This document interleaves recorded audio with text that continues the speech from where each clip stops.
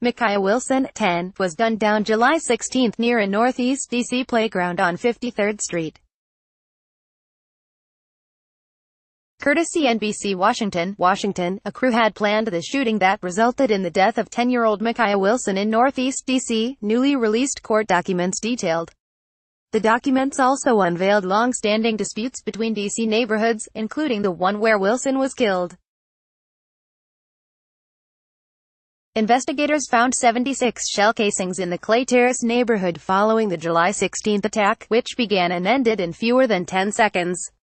Those casings were fired from at least 4 different firearms, the documents read. Wilson, who was walking toward an ice cream truck when the attack occurred around 8 p.m. in the 300 block of 53rd Street Northeast, was shot in the back. The bullet that killed her was likely fired from an assault-style rifle. 4 others were wounded in the apparently retaliatory gang shooting, including one man who was shot in the face.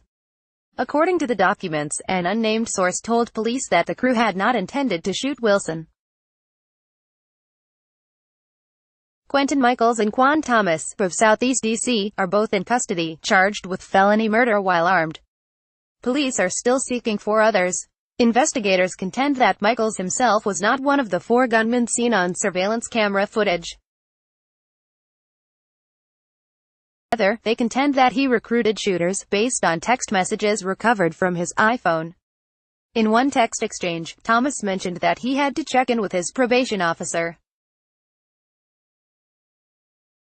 The black Infiniti 4-door used in the attack, which had been stolen in a carjacking, was later recovered in Temple Hills, Maryland, from a caller's tip.